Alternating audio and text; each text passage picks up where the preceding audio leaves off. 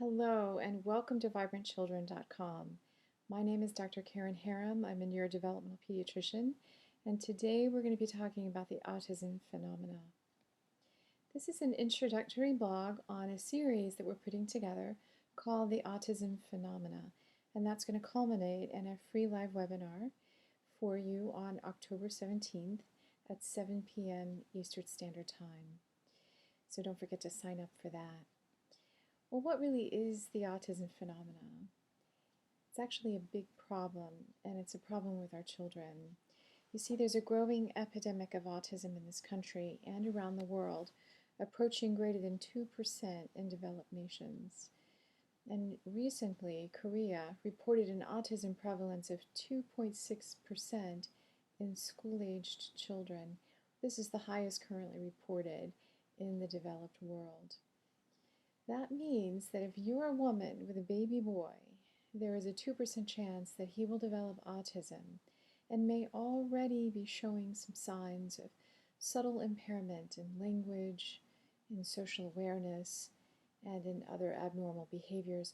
Because you see, boys are affected by an autism spectrum disorder 5 times more frequently than girls are. The Centers for Disease Control reports that as of March 2012, 1 in 88 children will have an autism spectrum disorder, and about half of those are going to be cognitively impaired or have severe learning problems. So this statistic, it suggests that 1 in about 170 children are going to be significantly mentally impaired and unable to function on their own as adults. What's happening is that these numbers are representing a shift in the bell curve of learning impairment, such that the population of cognitively impaired individuals that are also socially dependent, that population is growing, and it has very broad and significant implications for our culture and also our economy. In the written portion of the blog, I've included a table that I've downloaded from the Centers for Disease Control that shows you how the increasing prevalence has trended over the prior 12 years. And you can reference that at the website of the cdc.gov. So along with this increased prevalence of autism, this devastating disorder, it turns out that the landscape of autism is also changing. More and more children are actually experiencing a loss of skills and regression into autism rather than just being born autistic and showing clear signs of autism in infancy. When an autistic child presents to me for evaluation today, many more of them have experienced a very normal infancy followed by a type of regression or loss of skills around the age of 2. Well, interestingly,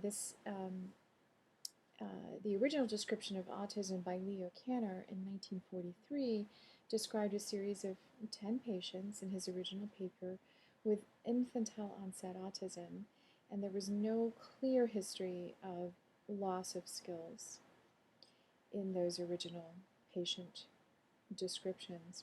So you see, today's landscape of autism appears to be changing as we are seeing many more toddlers regress into autism between 12 and 24 months of age.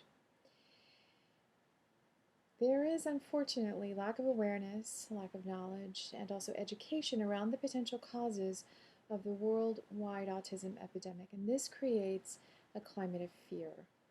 Fear among parents, among grandparents, pediatricians, and teachers, and hopefully also among legislatures. So in response to this fear, some have actually become dogmatic about what doesn't cause autism, in spite of the fact that we really don't know for certain the causes of autism, nor the forces behind this ferocious epidemic. What I found is that no one is more invested in the prevention of autism than an educated and aware parent of a baby boy.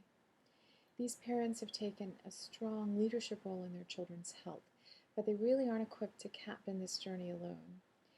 Educated parents really desire and need guidance to work confidently alongside their pediatricians and specialists. Parents come to me for assistance with early education, early detection, preventative measures, detailed information about vaccines and around medical treatment pertaining to autism. And so I've written this blog and this series of upcoming blogs primarily for you, the parents. What I'll do is present 5 solutions to the autism epidemic over the next 5 blogs, and then I'm going to pull it all together in October's webinar. Over the next month, we're going to learn strategies to reduce brain inflammation. We're going to learn how to feed the brain to optimize brain development, how to get the toxins out, and how to bypass weak metabolic pathways with some individualized nutrients for your child. And finally, we're going to talk about intestinal function and its importance to overall health, including mental health. So I'm really excited to begin this important series of blogs, and I hope that you'll join me on this journey to protect our most valuable natural resource, our children. So log on to vibrantchildren.com to view the blogs and the written portion of the blogs and register for our upcoming webinar. Thanks for tuning in to Vibrant Children.